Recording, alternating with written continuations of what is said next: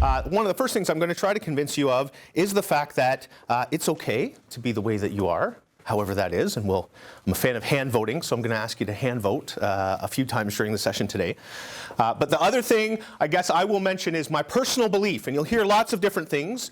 One of the challenges when you think about careers is you can read lots of things, you can talk to lots of people, and everyone has a different opinion. So I am a fan of not necessarily listening to any one person, including myself, but perhaps taking in a variety of opinions so that you can make the decision that's best for yourself.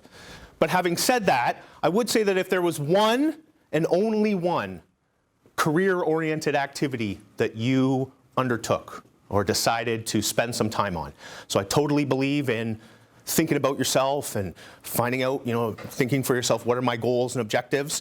I absolutely think it's good to develop a good cover letter and resume, hone your interviewing skills so you can talk about yourself, all those kind of things.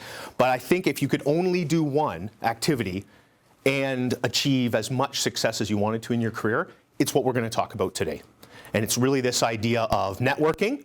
Networking being, to be honest with you, a little bit of a dirty word. People get anxious, right? Even, I don't know how anyone feels. The minute, I'm surprised and glad that you even came in the room, right? Seeing that word on the board in room 56. We're going to talk about networking. Oh, we're even going to talk about it. That might be frightening to a lot of people. But what I'm actually going to try to do today, alongside of getting you to embrace your own style, is also get you to embrace a little bit, perhaps, of a different way of looking at networking than many of us have, which will hopefully, alongside of using an approach that embraces your own style, allow you to undertake this activity most effectively and really do it, right? Because I think for a lot of us, and you tell me if I'm wrong, but for many people, they've read a lot about networking, understand to some degree the concept, and it's supposed to be valuable, but when it actually comes to doing it, that's where we sometimes hesitate.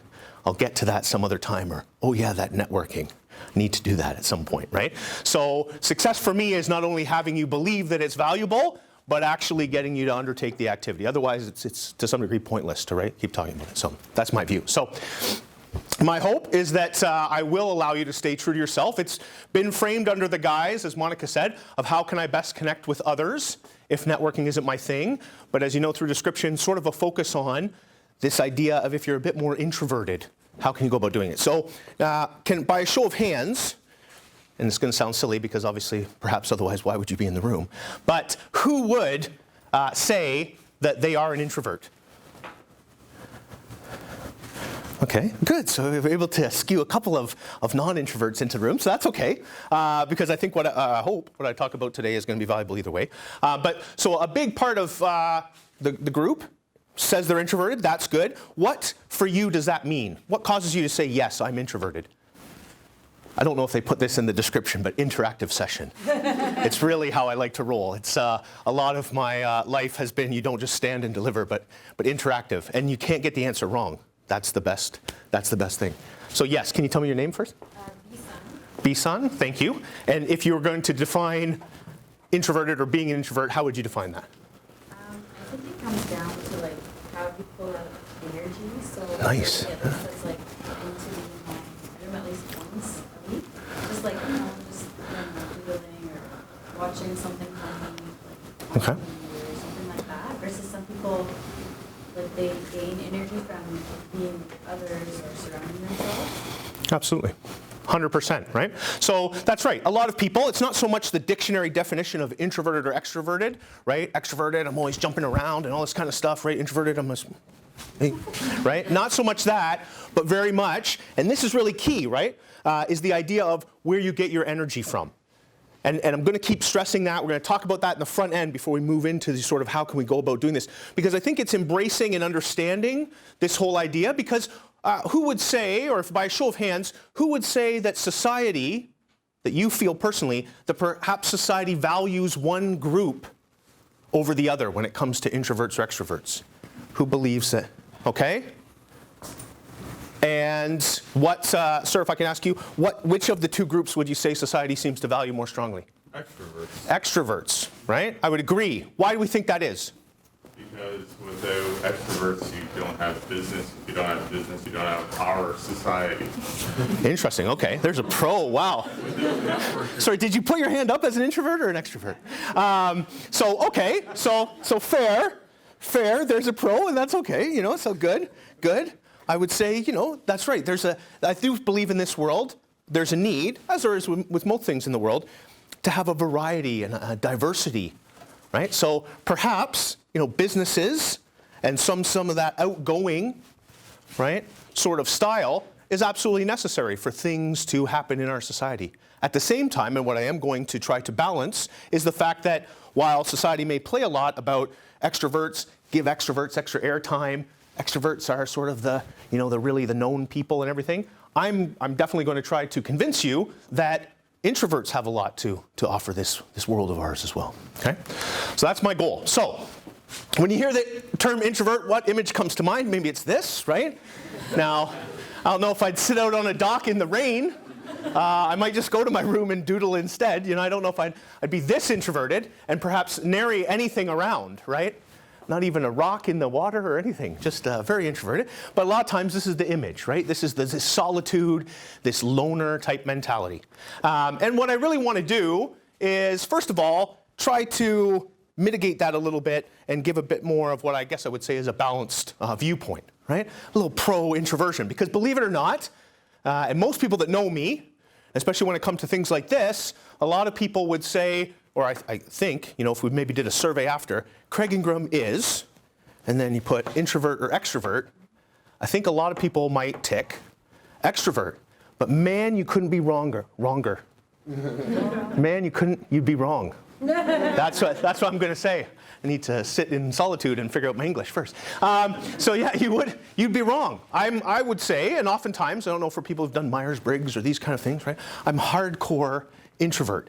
Now, over the years, and being an old person now, I've learned how to work within this world, which I would say is, quite perhaps skewed towards extroversion, right?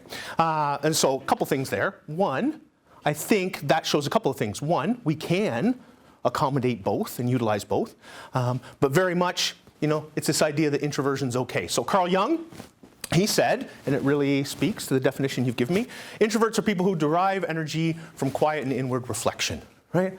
So I don't think this is a bad thing. And there's a few myths that come with introversion, and I'd really like to dispel them. So introverts don't like to talk. As you will see, especially over the next however many minutes we've got here, 67 minutes or so, man, you'll think I'm an extrovert, right? That's not supposed to be so funny, but it's okay for you to laugh. Introverts don't like to talk. This isn't true, right? Absolutely, I put myself up against anyone when it comes to talking. Maybe not my mother. My mother, love her dearly, sweet old British lady named Pat, so I call her affectionately Crazy Pat, because she's sweet and her name's Pat, but she is a bit crazy. Crazy Pat could probably out-talk me, but I probably learned from her. But it's not true that introverts don't like to talk. It's just that we want to be able to talk about something of substance. And I don't know how each of you feel about that, right? But so there's a myth. Oh, they don't like to talk, right? They're shy, right? Again, really want to work through these quickly, but this I don't believe is true, and some basically myth busting that I've attempted to provide for each of these. It's just we need a reason, right? I think extroverts, because they get their energy from the outer world or from being around people, they don't really need a reason. Let's talk about anything, right? Love the idea of small talk, right? Small talk for me, even with close friends and family, man, I find that irritating because I'm like, okay, cool, yeah, the weather, yeah, it's kind of damp out. Okay, cool. Yeah, I kind of knew that when I got out of the car, right? So can we move forward and let's talk about something of substance, right? And it's tricky because that positions it as though extroverts are bad people, and it's not. But it's just totally, as I work through these things, a completely different style, right? So appreciating that thing. Introverts are rude, right? Because I don't like because I don't like necessarily talking about small talk.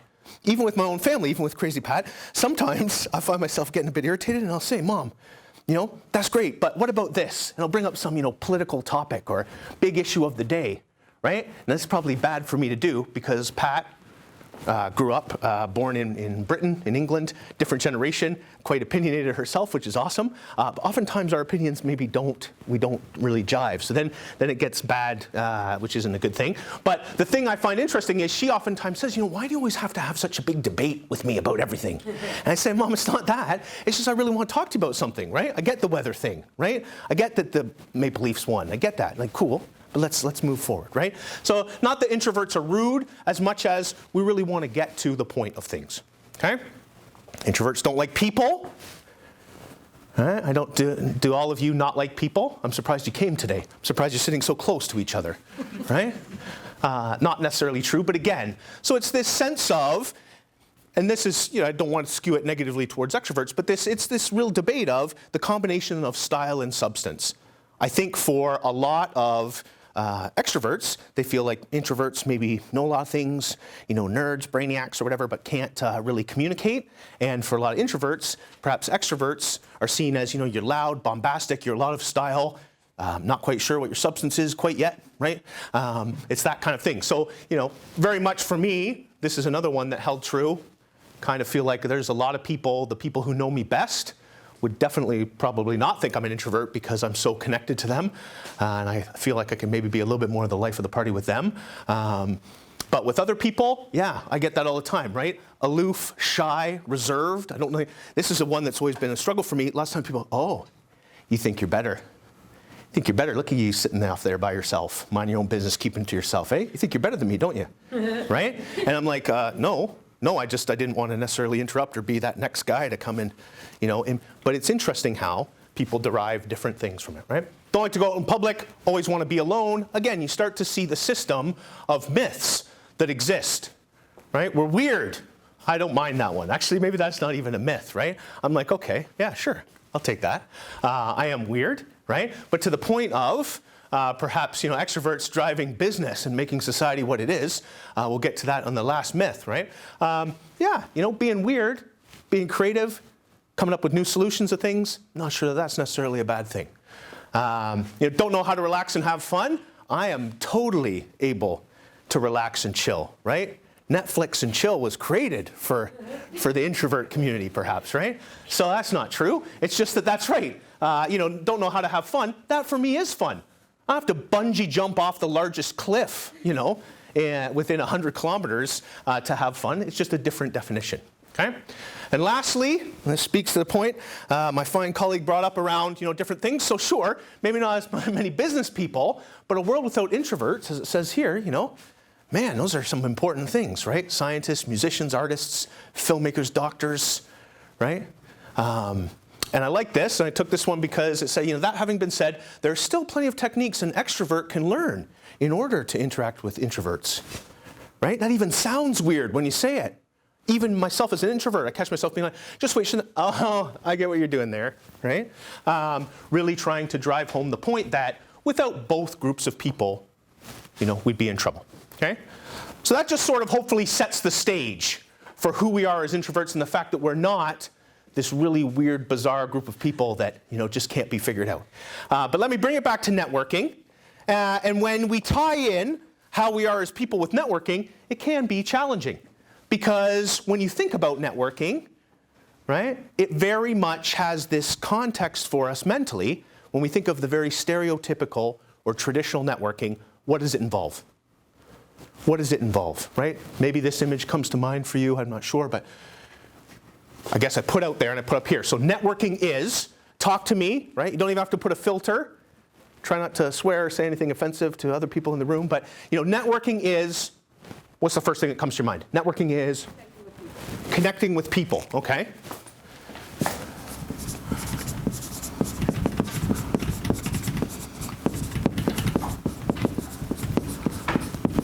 So an event like this, right? Networking is connecting with people. Now here's the interesting thing. Did you choose all the people? Did you send out the personal invites to everybody? No, right? So you don't get to choose the people. Tricky, right? Tricky for us, right? Because I do. I love people. It's not that I don't love y'all. I worked in Texas for a while. They say that all the time. They actually do, y'all. It's not that I don't love y'all, but I don't know y'all. So remember, you're not on the close 5 people on the one hand that I can count. So right away, doesn't mean you're bad, but maybe not my comfort zone, right? So absolutely, networking is connecting with people, right? But in certain contexts, not necessarily people we know. What else? What other thoughts? Networking is, fill in the... Sharing your experience. Sharing experience, okay. Sharing experience.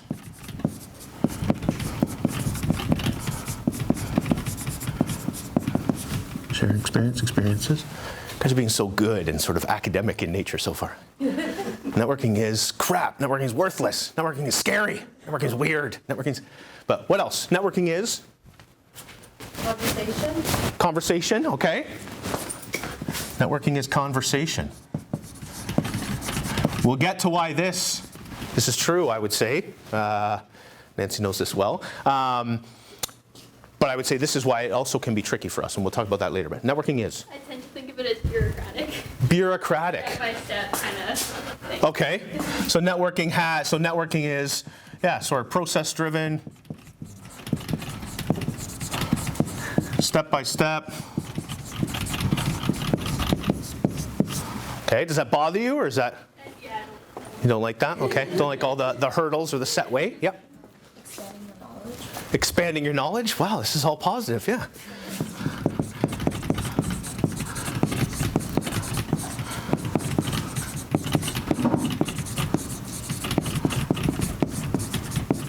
Okay, so these are all good things, right? I don't disagree with any of these. I guess this having been said, interesting question, and perhaps again, tying into the fact that introverts, including myself, are perhaps a bit weird, because it'd be a bit weird question given where you stand right now, where you are. But so who would say, look at these awesome things. Networking is expanding your knowledge. I mean, you can't go wrong there, right? Networking is sharing experiences. Wow, this feels okay. Networking is connecting with people. Okay, so who amongst the group here, the supportive group that we call Room 56, would say, I am comfortable with and or pseudo master networker guru? By a show of hands. Yeah, Nancy, you are for sure. Okay, who would say, no, I'm not? I just want to see that your hands are working, that's all, because I realize it's the rest of you, right? Okay, so not. So interesting. So, these things don't necessarily, so bureaucratic, process-driven, step-by-step, that's one maybe, but the rest aren't necessarily. So, the question becomes, why don't we do this? Why don't we do this? Okay, so when you see networking, for some people, this sort of image comes to mind. In today's day and age, right, and believe it or not, I remember when this was the only kind of networking that you could do, right, because I'm old, right? But nowadays, we got this, right? When you think of networking, who thinks of this, right? Like me, listen to me, hire me, watch me, find me, right? Look at me, all this exciting different things, right? We've got Book of Faces, that one's kind of fallen to the wayside a little bit. Now we got Twitter, Instagram, LinkedIn, Pinterest, right? We got all this exciting stuff, right? So there's this. The one thing I guess I'll say about this, and it'll feed into what I'm going to try to convince you by the time I'm done, is that social media use, right? So networking, right? Because it's social networking, right? Oh man, I'm all about the networking, right? Got 15,000 pins, right? Got 900 photos on Instagram and have like 1,200 friends on the Book of Faces. So like I'm all interconnected, right? I'm going to try to get you to believe, and this is like, again, this is like adult humor, so I'm not sure if it's really funny or not. But basically, you can get to this place where you're meeting people, but you're not really engaging with them. And definitely that's something that I think is valuable. And what I want to try to give you as we move forward and into how we can embrace the fact that we are introverted, but also do this activity that's essential, I want to give you a definition of what it is. Right? So you've given me some things. Networking is connecting with people, sharing experiences. Networking is conversation, expanding your knowledge. There's so many different definitions of networking. I'm not here to say that this is the only one that's true, but this is definitely one that I like. It's by a gentleman who is in the business industry in the US. Not that that's necessarily important. But the definition here is, as you can see, a systematic process of meeting people, okay, or connecting with people, learning about them, right? Probably going to share conversation, right? And establishing relationships so that all parties develop and expand a base of resources, right? Sharing experiences, expanding your knowledge. So you've hit all the things. Now, perhaps this is my facilitation, teaching sort of background that's done this, but what do you think I feel are the most important aspects of this definition? Work with me now. I know you know. What do you think, if you were just going to key in on perhaps 3 key words, what would you say I potentially feel are the real key insights we want to draw from this? Don't make me work too hard. Yeah. The underlined and italicized bits. Yeah. Right? Any of you want to get into teaching? This is awesome. This is how you do it. No, just kidding. So establishing relationships, which I think you already hit on the mark. But one thing I'm really going to try to drive home, and while we don't want to make it bureaucratic or too process-driven, I think just as important, systematic, especially for us as introverts, right? Because you'll hear this all the time. You can network, and you should network anywhere and everywhere. Network in the grocery store, network in the bus station, network in anything and everything, right?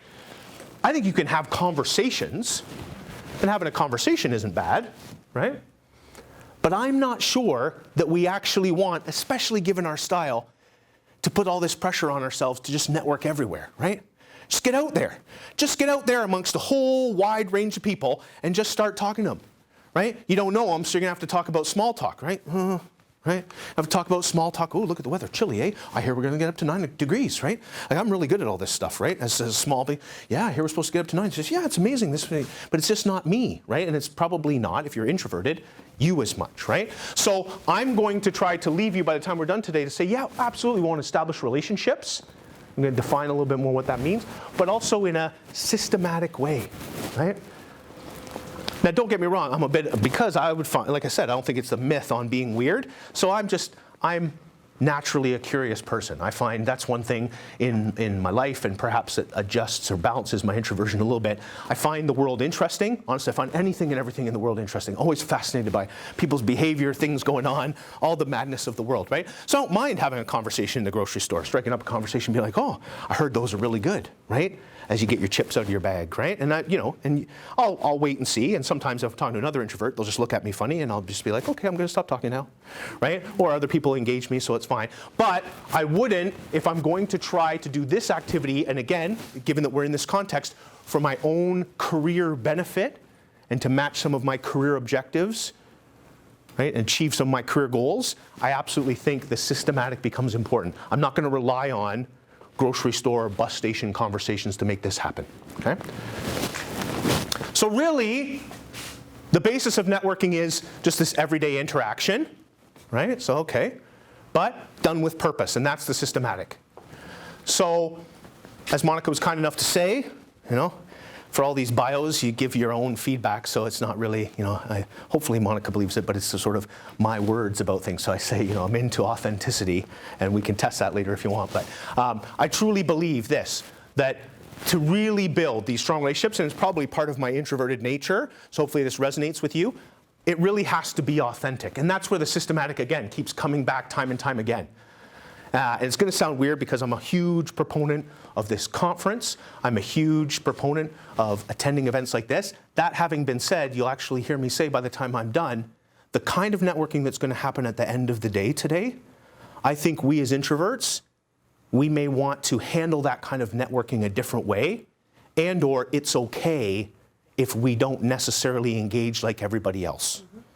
Okay, so that's going to be really important, because I don't want people to be like, oh, and you, once you're done listening to this session as an introvert, once it comes, or all the rest of the sessions, when it comes to networking, run for the hills. I'm not suggesting that, but those kind of events, these kind of events that we've arranged, they're not our sweet spot. They're not our happy place. It's not where we perform best. So I'm actually going to say, sure, we can show up, we can be there, we can take some, value from it, but let's actually try to be successful. Let's get to our happy place. Let's actually change the playing field and set it up so that we can succeed, right? Because it is a world, rightly or wrongly, that I believe is skewed to extroversion, right? These let's shake hands, right? And drink wine and eat cheese with a whole bunch of people we've never met before, right? And hope that in my 25 conversations, one of you will actually be someone I find interesting, or one of you will actually do something that I want to do as well, and we can build from that, right? So I don't mean to mock the situations, because they're awesome, and there could be that person, but again, for us, that's not our natural, and I think I want to take us, or I don't think, I know, I want to take us out of that into a different kind of approach. Now, trickily, or in tricky, I don't know if tricklies might not even be a word, right? In today's busy world, right? So here's, believe it or not, 5 really close friends. You knew that by looking at the picture, right? Look how close they are, standing to each other. They are down, they've decided to get together. They got together, right, about 10 minutes ago. They're hanging out, look at them. Awesome, right? Sorry, that's the introvert in me not quite understanding. But, okay, so in today's day and age though, right? Everybody being so ever connected, so much going on, us wanting to stay informed, all good stuff. I think that makes this authentic relationship building difficult to do, right? And as I mentioned before, right, can be friends with hundreds of people, find out, right? Find out the minute that it's posted. Find out like 2 minutes after he gets arrested. I can see the picture of Justin Bieber, you know, because he's done too many crazy things or whatever it may be with simple clicks, right? The only challenge with this is it does create this sense of, you know, I know a little bit about a lot of things, right? And that's good. That's sort of what we call in the work world the generalist approach. I know a little bit about a lot of things, right? But for you to really derive value from career value from talking to a person, right? You need to get to know them, and most importantly, you need to create an environment where they get the chance to know about you, right? So that there can be an appreciation of the skills and the talents and the capabilities that you bring to bear. And the challenge with this, nothing wrong with this, I do this too, right? Well, not when I'm with my friends, but you know, I'm always Googling, right? That's my response to everything. I don't know, man. Google it, right? Let's Google it. Google that up, man. Let's figure it out, right? So you can do that a lot, but the only challenge is it doesn't give you, right, trying to stay knowledgeable with lots of stuff and busy lives, right? We got school, we got work, we got family, we got friends, we got issues going on. It makes it hard to get depth. And depth, I will argue with you, is the differentiator, right? Depth, and keep in mind, you know, when it comes to your career, to get what you want, you know, you tell me, do you want to stand out? Do you want to be seen positively differentiate yourself, right? Do you want to be seen as the choice? Yes? Say yes, otherwise we're in trouble right from the start, right? Yes, you do, yes. Right? So, if you want to be seen as different, right? In a positive light, right? We don't do anything weird. Right? But if you want to be seen as different, I will humbly submit to you, I think we have to take a bit of a different approach, right?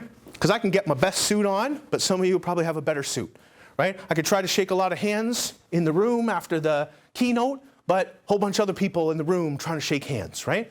So all of these things, I'm not saying that they're bad to do, but if we're really looking to positively differentiate ourselves, it's hard to do when everybody's doing the same thing, okay? So while this is value, what we really want to do is try to isolate and gain some depth so that we can stand out. And really, the thing I like about this is, man, this is advantage introvert then, right? Advantage introvert. I don't mind. I don't mind. I can sit quietly by myself. Everyone's like, you okay? All my extrovert friends, are you okay? Then 5 minutes later, like, you sure you don't want to do something? Like, are you like, is everything like, do you want, do you want to do something? I'm like, holy, like, calm down, man. Like, I'm good. Like, am I bleeding or something? Like, what's the problem here, right? But that's the thing, right? And again, no harm, no foul on them, but that's how they get their energy, right? Well, let's be doing something. Let's be doing something, right? And I've really, you know, I've got an appreciation of silence. Silence is a thing. This is where I always come with the really philosophical, you know, man, doing nothing is doing something, huh? Think about that. Wrap your head around that, extrovert, for a minute, right? Doing nothing is doing something, huh?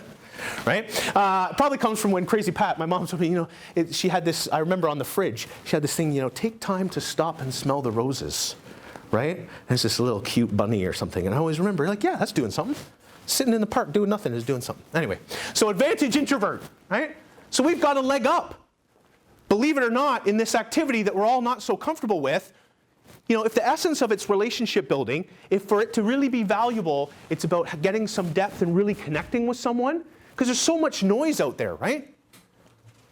So for someone like Nancy, not to call on Nancy, but so Nancy works with a fine, upstanding business organization, a world leader, right? So Nancy is, again, not to give too much away, but so hopefully this will all drive people to talk to Nancy later on. What are you going to say? So Nancy, one of her, responsibilities, tasks, one of the things, she enjoys, she's been in this field for a long time, is talking to people with the goal of trying to identify who might be other great people like Nancy to work for her organization, okay? So imagine if that is Nancy's job as it is, and this organization is large as it is, and they've got resources because they believe in this process to go out and so Nancy talks to thousands of people, literally tens of thousands of people. Like Nancy probably has cleared the hundreds of thousands of people in her career by this point, right? Not word of a lie, no exaggeration, right? So this is the thing with our society now and with what's going on, there's so much noise, right? And I bet if we held a little session with Nancy and said, oh, Nancy, what, are there any questions you frequently get asked? Or when you're at these events, or the things people typically say? Nancy probably rhyme off the top 10, questions she gets asked. Because because again, it doesn't make people bad, but it's sort of a quick, layer of questions, trying to get some quick information for convenience, right? But I would humbly submit to you, having been, a colleague of Nancy's for a long time, done some similar work, the ones that really stand out are the people who are able to make a greater connection, talk with more depth, be consistent in following up and connect multiple times. It's this advantage that we have, and I really think it can help for career, right? So the goal is not to fight our personality, but to embrace it. But I definitely think connecting with people in a different way than the very traditional or stereotypical becomes important. And that's what I want to focus on, right? Focus on this idea of developing an introvert networking game plan. Right? Call it interesting things and it gets exciting, right? So introvert networking game plan, INGP, right? Doesn't stand for anything. Did you just make that up? I just made that up right now, yeah. There you go. And if we, and I guess the last thing I'm going to say before I get into the meat of, okay, Craig, you've been rambling for a while because you seem like an extrovert more than an introvert. I think this is absolutely essential that we do this, and we do it this way.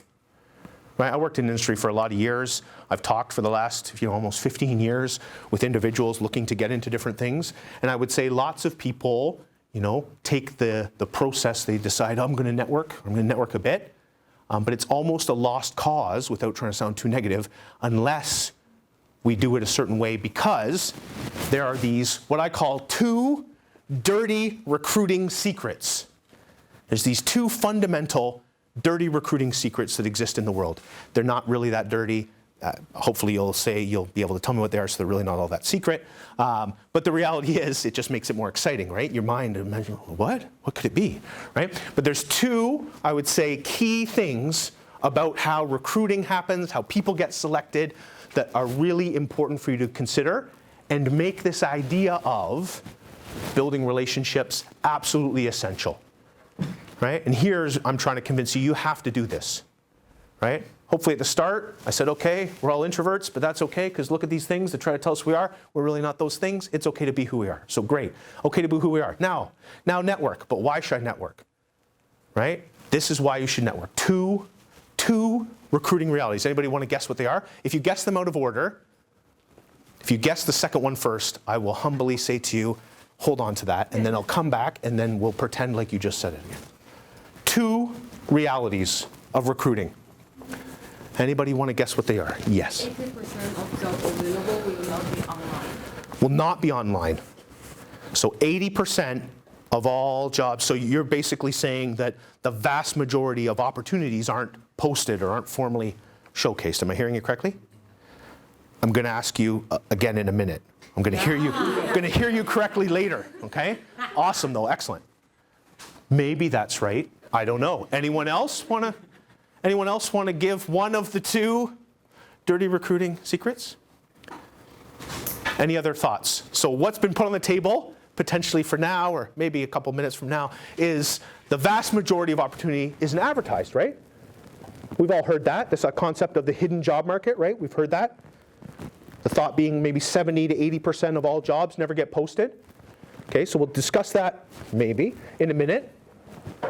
That could be that would be a real good thing to know. That would be one perhaps dirty recruiting secret that you never get told, right? thanks for coming out today. Now, while we're talking, what we're talking about is only the tip of the iceberg, maybe 20% at most. 80% is somewhere else, right? So nobody says that. That's why it's a bit of a secret, but okay. What else, though? One other thing. One other key thing. Guessing means you can't be wrong. Sir. Recruiters would prefer to hire someone from their internal network rather than from an online person. Why? Or applies online. Why? Because I'm not sure I believe you. Why? I believe you, but because this is important though. Why would you're right. all the skills may not come out during the interview. Okay. Like all the skills that.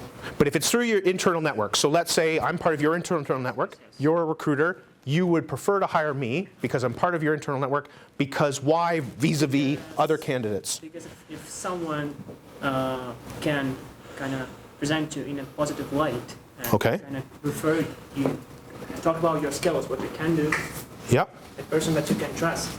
Person you can trust. Yes. Bing, bing, bing, bing, bing. Nice, right? So you're saying that you'd rather recruit me than someone else because you trust what I'm going to bring to the table more than this. Okay. Absolutely, right? So people are more likely, and again, neither of these things is truly earth-shattering. These are logical things. You guys know this already, so a bit sneaky. But the reality is, people are more likely to help / hire / recommend people they know, like, or trust. Right? This is obvious. This makes sense. Well, Craig, this is, wow, way to go, Mr. Obvious, right? But no one will ever tell you this, right? When you're at a recruiting event, I won't sit there and be like, well, we've got these opportunities, and the reality is, if we can talk and I get to feel better about you, I'm probably a lot more likely to hire you than someone else because I think I'll like you more, right? So the funny thing is, it never gets said, but this is absolutely true. Don't ever forget this, right? And if you think about it, how do you get someone to know, like, or trust you, right? Sight unseen, right off the, well, it's about building relationship with them, right? Why would you tell the people that are your closest personal friends? Why might you choose, even though you've been introverted, right, to share with them some real struggles or challenges you're having in life, something you're grappling with, right, some family issue maybe or whatever, right? And not choose to tell other people that you just know. They're maybe classmates, or you see them in the hall, or, hey, how's it going, right? Because you know, like, or trust them, right? I trust that I can share this with you. You're not going to go blab it to everyone. You're not going to judge me. You're going to take it for what it is, whatever it may be. It's the same in the recruiting world. It's fascinating. We treat recruiting and this whole idea of job searching very differently from the rest of life. But the thing is, there's lots of parallels to all the other things we do in life, right? So here's the first dirty recruiting secret, and I think this definitely reinforces our need to build relationships and to network, right? But I would humbly submit that we as a society are awesome at applying to jobs. We're awesome at applying to jobs, right? I know that. Eluda, Indeed, Workopolis, Monster, all these. I can find the jobs. I can find the jobs, white pieces of paper. I can buy millions of white pieces of paper, and I make them pretty. Right? And a cover letter, transcript, whatever. Maybe that's not so good for me, but whatever. And we put it out there, and I'm amazing. Apply to a job? I can apply to any job, right? But my goal for you today is not to just make you an expert at applying to a job. My hope for you is that you get the job, right? And that's the tricky part with our society. We're awesome at applying to jobs, not so good at getting jobs, right? And I would humbly submit, if I asked each of you individually, you don't, just having applied. I applied. Wow, you're successful. Let's go party, right? No, it's when you get the job that you really feel like a success, right? So if the only way or a huge advantage to you is going to be by people knowing, liking, or trusting you, you have to connect with them, right? And if you think about it, if you take the time, so it's a little bit more work up front, right? That's why I think a lot of us do just apply to a whole bunch of jobs because it seems easy, right? Oh, this is easy. Wow. Especially when we're introverts, right? At home. Doodle a little bit, apply to a few jobs. Doodle, apply. Doodle, apply. Didn't have to talk to anyone. Whew, easy. Look at that, 1,000 jobs. Just applied to them, right? Amazing. Right? The only challenge is, keep in mind, you're only half of the process. The other half of the process is the person you're applying to, or the hiring manager, or the HR person, or whoever it may be. And I think we have to take their mindset into consideration, if not as much, even more than our own, right? It's this weird thing. To get what we really want, we got to figure out what the people around us want, give them that, and then we get what we want indirectly. Tricky in our society, again, of extroverts and introverts. Tricky this society of everybody looking out for themselves. I'm actually going to look out for others and then I'm going to get what I want myself, right? This tricky thing that we kind of forget, but that's how life oftentimes works. And if you think about it, recruiting is very time consuming, not that we should feel badly for them, right? But for companies and organizations and people to do this, it's time consuming, it's labor intensive, right? Costs a lot of money, right? So if you think about this, the reason why this is valuable, if you choose to take the time to connect with people, is you give the people you're connecting with this real sense of comfort. They know what they're getting, right? They know they can like you and trust you. But then there's added benefit over the fact of now you've come to them.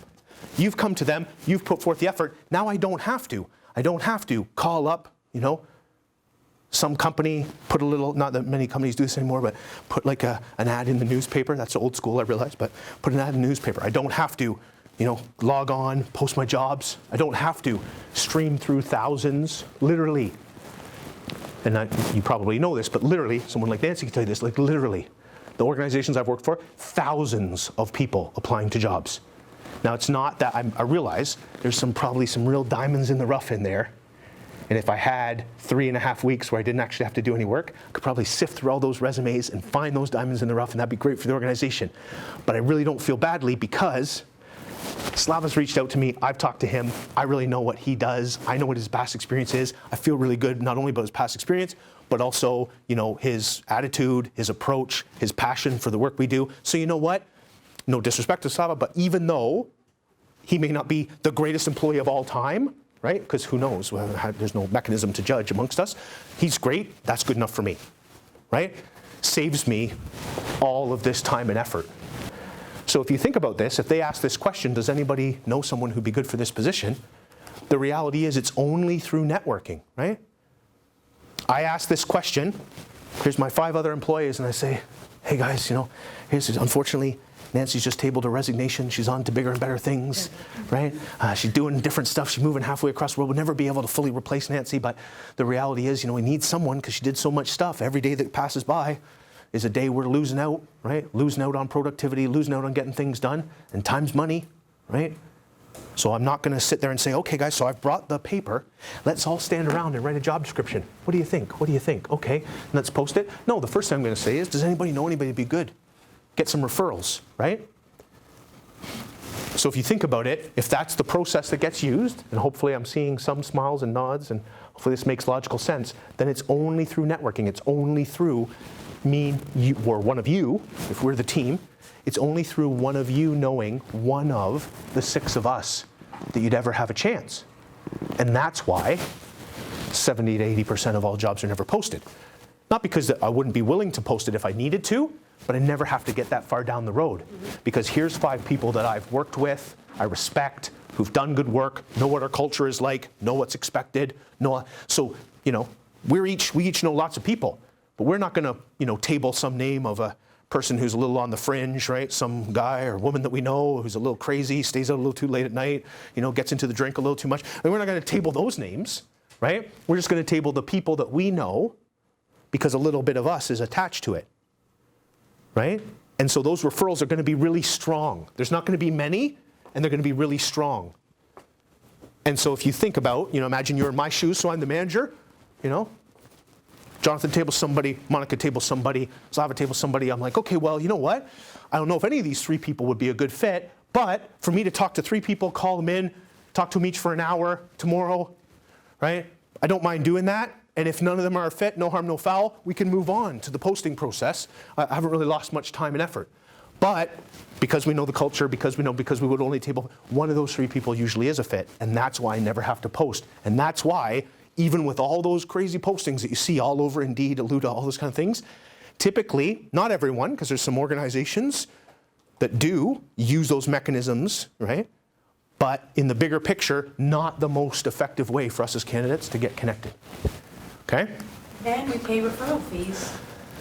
There you go, right? Some organizations, such as Nancy's, and it's true, all the organizations I've ever been a part of, because I want really good talent, if you, who's working at my organization, can share with me the name of a friend, colleague, associate, someone that I'm actually going to reward you for that because it's so time-consuming and it's so expensive. And if we get it wrong, it's even more time-consuming and more expensive, right? So this is just another factor, right?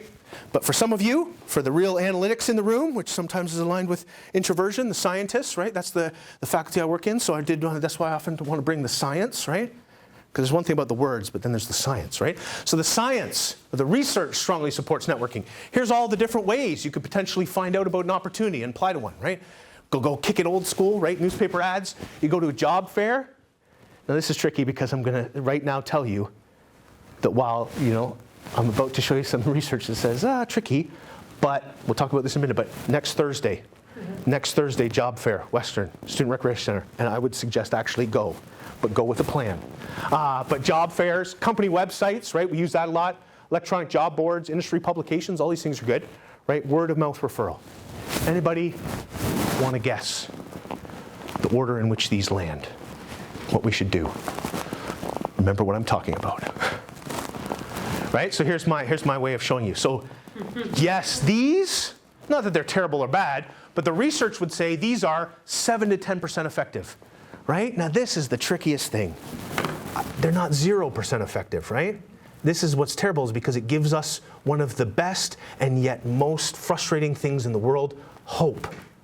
Hope, right? So I'm not saying that if you apply or find out through any one of these means, you can't be successful at all, but just know the research, and when I say effective, I mean effectiveness in this study is tested towards getting to the next stage in the process, aka the interview, right? So, and this is the tricky part, right? Everybody knows somebody who used one of these and it worked. So that's what helps reinforce this. Well, yeah, but Mary down the hall, she just applied to a newspaper ad and got a job, so it works, right?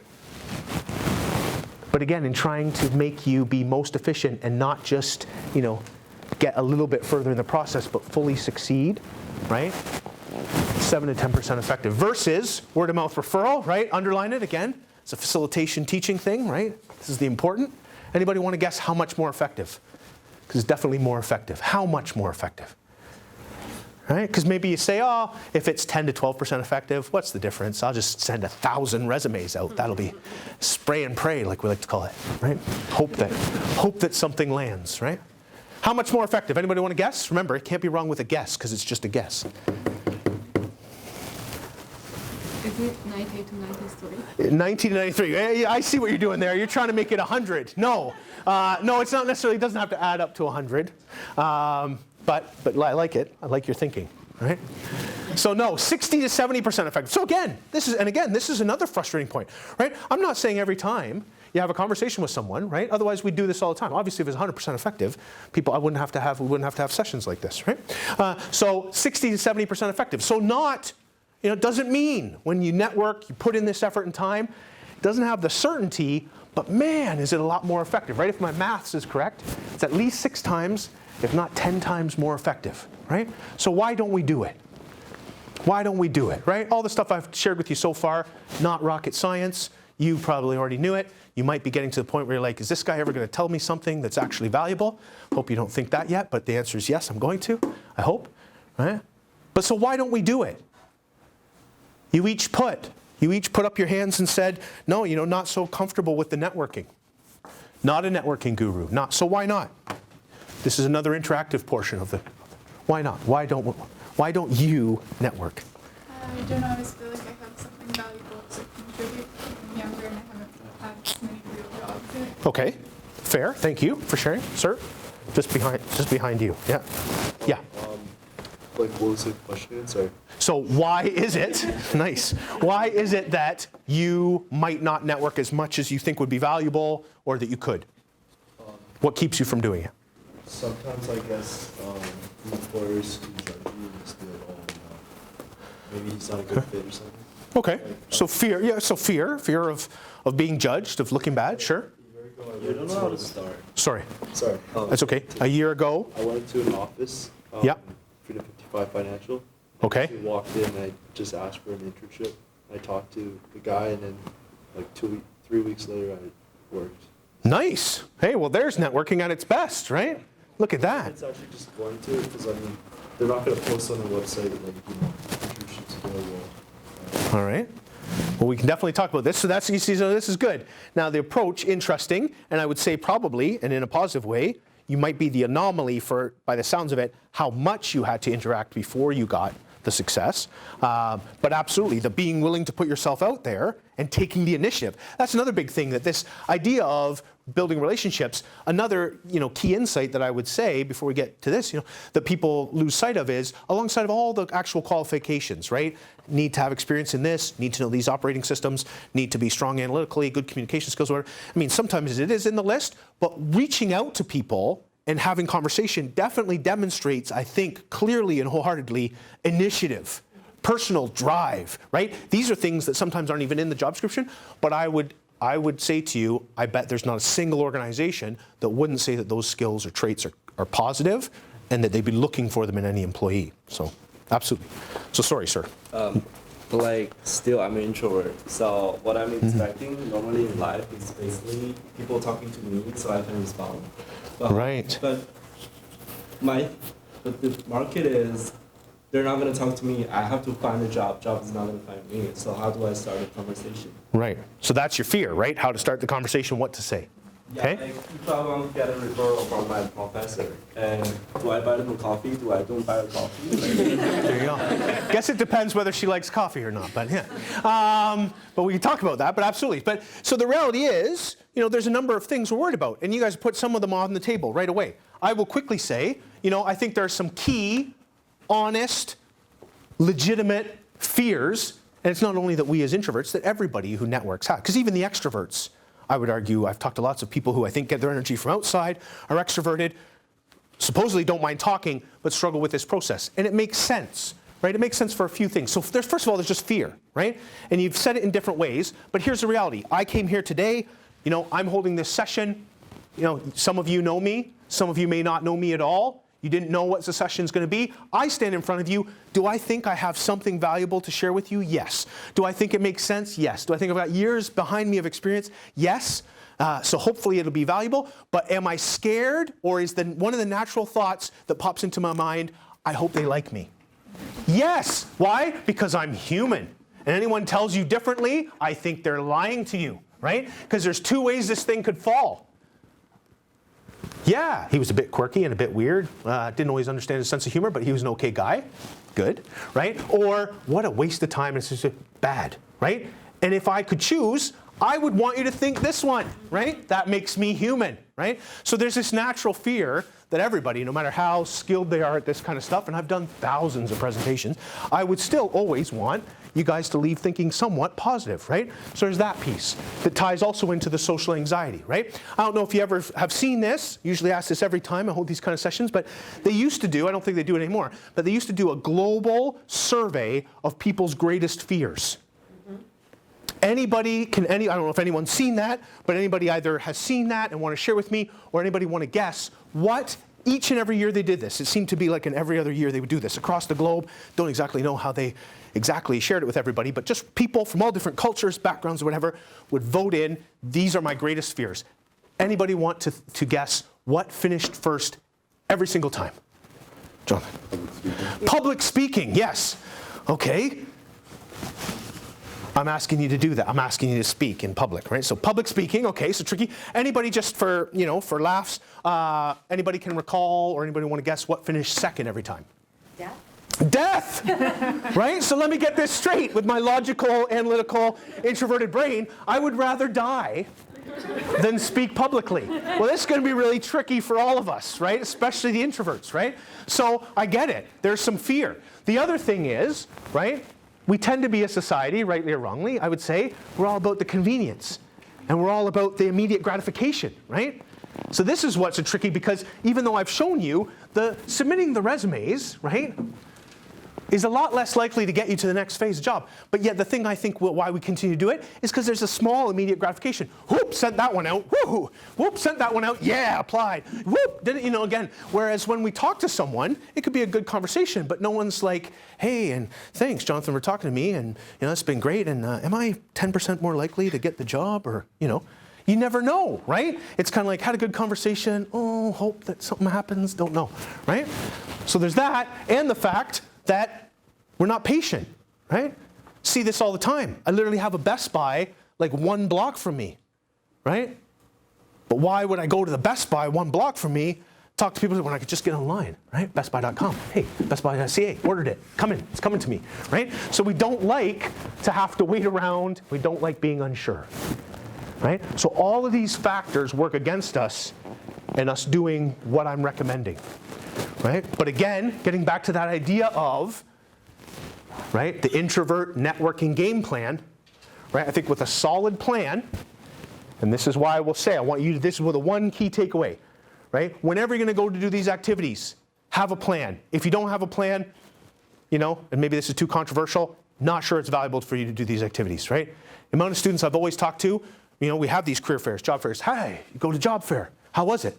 Oh, it was good. Oh, yeah? Monica, what did you? Well, you know, I got this squeeze toy. I got these 3 brochures. I got this. Look at the amount of pens I've got. Wow, I got pamphlets coming out the yin yang river. I'm like, okay, Monica, that's great. Cool squeeze toy. Cool thing to rock and hold your phone when, you know, it won't fly off your car or whatever. Did you talk to anyone? Well, you know, there was a lot going on, and people were busy, and they were a bit scary, so I just kind of took the things and took the bag. Success at job fair, right? No, right?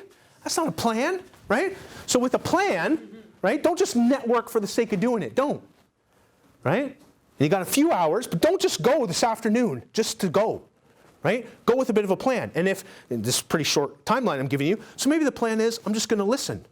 I'm just going to listen with the goal of actively listening, seeing who's there, get some names, and then I'm going to create my own game plan after. Right? That's really what I'd like you to do. That's what I would do. Not to say you got to follow my lead, but as an introvert, that's my idea, right? I'm going to find out, oh, there's Nancy. If there's an opportunity, it naturally presents itself, okay. But I know lots of people are going to want to talk to Nancy, so it's Nancy Molday. Okay, I'm going to remember that, right? Then that's when I'm going to use the power of the tools after, right? Use the LinkedIn, right? Use the things, okay? And I'm going to try to take a bit of a different approach, right? An approach which embraces your preferences.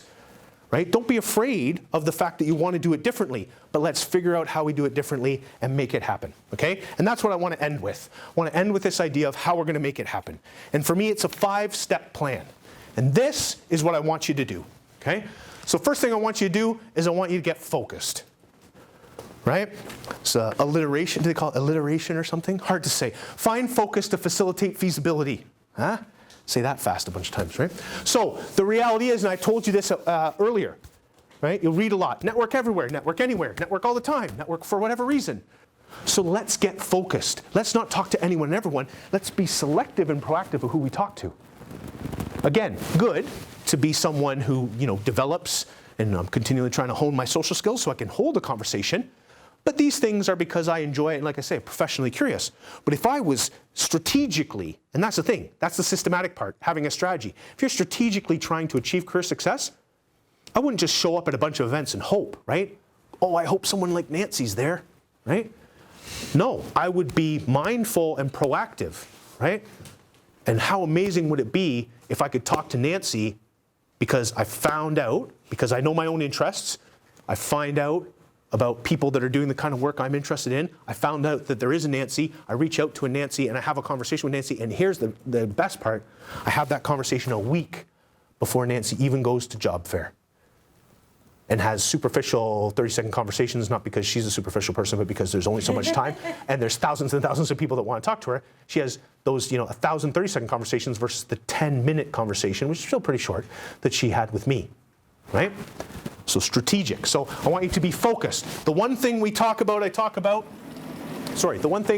I talk about with individuals is the idea of, okay, well, Craig, but how do we get focused? Like, I've got these ideas in my mind. Try to keep it really simplified, but still give you some criteria. We talk about 4 main criteria. For me, there's sort of 4 main things when you think about the kind of work you do, or anyone's work role, right? So there's the industry, or the field of work that you want to be a part of, right?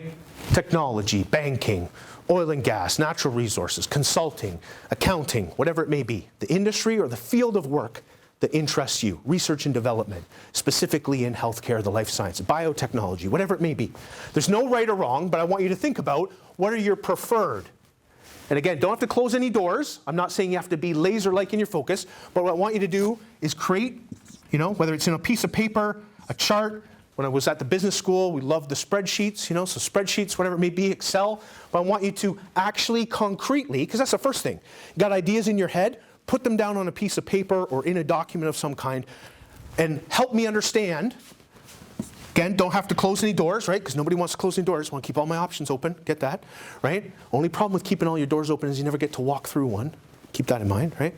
So the thing I want to see is, what are your preferences? So if I want to work, let's say, broadly in the healthcare or life sciences, I might say that my first choice would be to work, in a hospital or healthcare facility. If not, if I couldn't do that, then I might say the industry I want to work in is sort of the medical devices, right? Because it creates products that help people. That if I wasn't going to do that, maybe I'd want to work in pharmaceuticals, right? So again, not necessarily having to feel like I got to pick one thing, but at least try to rank or rate your preferences. Similarly, we talk about function or kind of work that you're going to do. So if I was going to work inside the hospital, right? And if I wasn't actually a doctor or a nurse or an actual tactician, if I was going to do some work, do I want to work sort of in an operational, right, or administrative capacity? Right? Do I want to maybe do marketing for the, raise awareness for the hospital and its services, that kind of thing? Do I want to work, behind the scenes? Do I want to work in, finance? Do I want to do research and development? Whatever it may be. Again, no right or wrong answers, but think about what are your preferences? What ideally, if we could suspend reality, which I know we can't, but as you go through this process, for getting focused, I want you to suspend reality and think to yourself, in a perfect world, if I gave, if you had a blank piece of paper and you could write the script of life as to what you would do next when you leave school, if you're thinking about not further school, but going into industry or into a career, what would that be? Then think, again, where would you want to do it? Again, this is where people say, oh, I don't mind. I'm flexible. BS. Don't lie to me now. I'm not saying if you would consider, because I know you would, right? But I humbly submit everyone has preferences, and I want you to embrace them, right? So what are your preferences? Well, I'd be willing to do anywhere. Oh, really? Oh, really? So your friends, your family, you grew up, your whole life's been in the Greater Toronto Area. So Greater Toronto Area or none of it. None of it, a wonderful place, from what I understand. I've been there myself. But, dark sometimes, cold sometimes, different thing. So are you telling me that it doesn't really matter if I offered you the same job either place and somebody snapped up the Toronto one, you'd be just as happy going to none of it? No, right? So think about, again, what would your preferences be? If you could choose, where would you work? GTA. If not GTA, Southwestern Ontario. If not Southwestern Ontario, anywhere in Ontario. And then lastly, another criteria that I like to use for the kind of work that we'd most like to do, what I call size or scope of organization. Again, no right or wrong answer here, but for some people, the idea of working for a big, large, multinational, right, entity, has operations in lots of different places, spread out, really exciting. For other people, doesn't make them right or wrong. They say, no, too much bureaucracy, too much red tape, too slow to move, do things. I want to work, or they've got so many resources, I only get to do my one little thing, right? Some people say, so no, I want to work for an entrepreneurial type organization. Just the 6 of us. Yeah, we're flying by the seat of our pants, could go bankrupt any minute, but I get to do anything, right? I get to do anything and everything. I get to experience, I'm doing the full business development. There's no, senior VP of business development, VP of business development, director of business, executive director, manager, right? So I like entrepreneurial, right? There's no right or wrong answer, but think about what your preferences are. Because once you have this, and I try to really simplify it so we're not making it too much work, here, let's say this was large, multinational, or at least national organization. Now with these preferences, I can say, okay, if career success for me, in my ideal world, would be this, now I've got a set of pretty simplified criteria, but criteria that I can use to get focused. I'm not going to try to speak to anyone and everyone. Lots of great people in London I could talk to. Nothing wrong with that, and I might talk to some people in London, but I'm not going to look there first because I don't want to be in London. Not first and foremost, I want to be in Toronto. So if that's success, I better talk to some people in Toronto, right? Then we conduct research, and this is where, right, I don't think social media, equates to networking in and of itself, right? But I think today's day and age, all those tools and capabilities that we have through company websites, through LinkedIn, through things that allow us to do a ton of research, right? Chambers of Commerce. London, as you know, as many of you may know, London has an economic development corporation. Every city or region or area typically has some sort of group that's focused on promoting people doing business, living in, growing in a community. So using those, using industry associations, right? There's an association for everything. Star Trek fans of London and Southwestern Ontario Association probably exists, right? So, there's an association for everything. Let's tap into that because we've highlighted what our areas of interest are, right? I can check out Toronto Chamber of Commerce, right? Use family, friends, and peers, right? These are the people closest to. We're going to share these needs, right? To try to then develop, and this is the next step, through this in your research, you want to develop, in my humble opinion, a set of perhaps 10 to 15. To start out with, I wouldn't go any more than 20. I think you'd want at least 6 organizations that are going to fit your most desired outcome. I want to actually find out if I don't already know about sick kids, if I don't already know about St. Mike's, if I already don't, then I'm creating, through this research, knowing that this is my focus, I'm creating that list of organizations. Once I have that list of organizations, this is tricky, right? Because I'm asking you to make choices, right? Knowing that, lots of options, right? But this is just for our effort. This is just for the start. Right? This is just so that we can tailor it, embrace our introversion. These are the things I'm most interested in. So if I can find people that do these things, it will be easiest for me to have conversations, right? Which we've said we have to do to build relationships, right? So I find the list of organizations. Now I definitely further utilize LinkedIn, social media, Twitter, and I find the people, actual people, right? I just don't want to talk to someone in talent acquisition at, TD. I want to find out that there's a Nancy Molde. I want to talk to Nancy Molde, right? I want it to be specific. I want it to mean something, okay? Then here's where it gets hardest, right? As we wrap up, it's where the rubber hits the road. Then we got to outreach. We got to network. But I'm not asking you to network, so this is still going to be the hurdle to get over. This is still going to be the mental thing that at first causes us a bit of anxiousness, most likely, and that's fine. We shouldn't be scared of that. But hopefully we will set ourselves a bit more at ease knowing we're going to do it our way. We're going to do it in a focused way. And the people we're going to talk to have stuff that we want to know. And we know stuff that they do. Right? So we want to reach out to them. We want to develop a communication. So identify that there's a Nancy. Right? And I develop a communication that I can either send to Nancy through email, by phone, through LinkedIn requests, whatever it may be. Sounds something like this. Got to keep it short because Nancy's super busy, right? Nancy doesn't know me at all, so no reason yet to give me any extra. But I got to get to a place. I got to do this to start down the path of getting people to know, like, or trust me more. Because you've agreed with me that that's what's going to give me the benefit, right? So short, 2 paragraphs at most, maybe sounds something like this. Hi, Nancy. My name's Craig Ingram. I'm currently studying in the Master of Management of Applied Science program at Western University. I'm very interested in the field of data analytics, and specifically how data is used in the financial services industry. I found your name on LinkedIn. My understanding is that you hold the role of Director of Talent for TD's operations across Canada and are located in the Greater Toronto office. Right? That's the first paragraph. Just context setting. Right? Because Nancy gets this email, and she's like, C. Ingram at UW. Is this spam? What's this about? Right? I put request for informational discussion, request for informational meeting, whatever I put, right? And just human curiosity alone. She's going to be, what's this about? Is this another student bothering me? Okay, sure, good for him. Yes, I am, right? So I just haven't gained anything yet, but I haven't lost her, right? Quickly, she gets the, okay, good, sure, okay, right? Then I get right to what I want. I wonder if you'd be open to speaking with me, either in person or over the phone, for 15 to 20 minutes. Right? Because Nancy's busy, right? Gets a lot of requests for a lot of things. Is a good person. That's part of her job, is to identify talent. So she'd love to do that.